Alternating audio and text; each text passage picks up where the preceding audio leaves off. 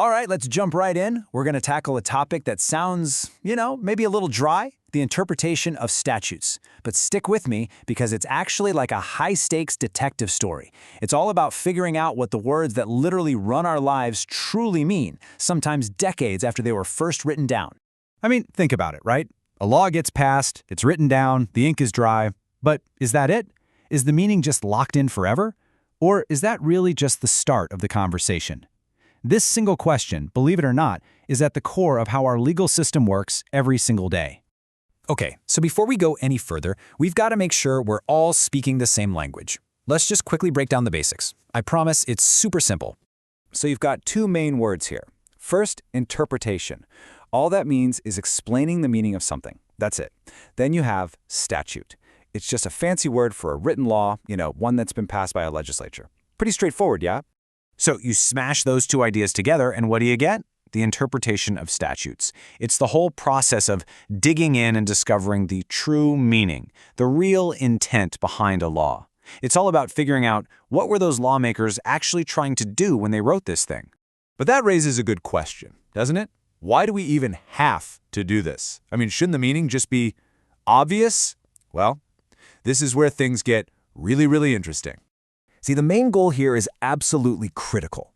A judge's job isn't to make up a new meaning or to say what they think the law should be. No, their entire job is to be a kind of historical detective, to figure out what the people who wrote the law, the legislature, actually intended for it to do. It's all about discovery, not invention. And this gets to the heart of a huge debate in the legal world. Should a law mean exactly what its writers meant way back when, like it's frozen in amber? Or should its ideas be allowed to evolve and adapt to our world today? Well, interpretation is the thing that builds that bridge. It connects the words from the past to the reality of the present, making sure the law can still work fairly. So how do judges pull this off? How do they do this detective work? Well, they've got a toolkit, and inside there are two main tools they reach for time and time again. First up, you've got literal interpretation. This is rule number one. It's the starting point, always. It means you take the words for what they are, just their natural, ordinary, everyday meaning. But what if that leads to a completely absurd result? Or it's just super confusing? That's when judges switch gears and use the second tool, logical interpretation, to dig a little deeper. Okay, let's make this real. There's this fantastic actual court case that makes this whole idea of literal interpretation totally click. And it all comes down to two things: taxes and betel leaves. So here's the story. There was a farmer who was selling betel leaves, and the tax officer comes along and says, "Hey, you owe us sales tax on these." But the farmer pushes back. He says, "Hold on, the law says you don't pay sales tax on vegetables, and I'm telling you, my betel leaves are vegetables." It was a pretty clever way to try and get out of paying the tax, you gotta admit. So this whole thing ends up in court, and suddenly the judges are faced with this simple, almost kind of funny question. Legally speaking, is a betel leaf a vegetable? I mean, what do you think? Is it? And this is the brilliant part. The court's ruling was so simple, they didn't get all scientific and pull out a biology textbook. They basically said, look, the word vegetable has to be understood in its popular, everyday sense, the way people actually talk. And let's be honest, who would ever call a betel leaf a vegetable in a normal conversation? Nobody. And boom, that was it. The literal, everyday meaning of the word won the day. The farmer's clever argument just didn't hold up, and yep, he had to pay the tax. That is literal interpretation in a nutshell. And it's so powerful because it's grounded in the way we all use and understand language.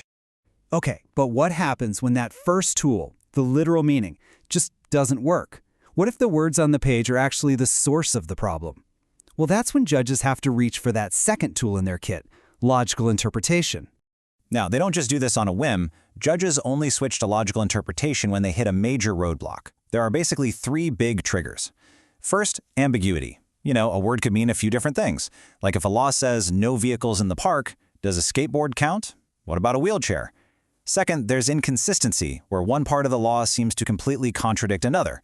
And third, you've got incompleteness, where the law is just totally silent on a key point.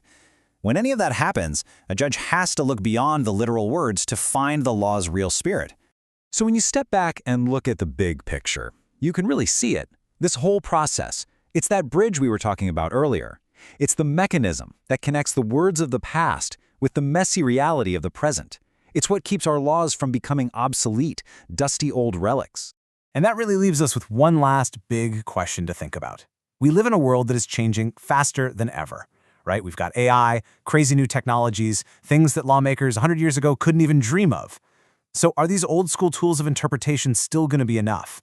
How will we need to change the way we think about laws to make sure justice can keep up with the future?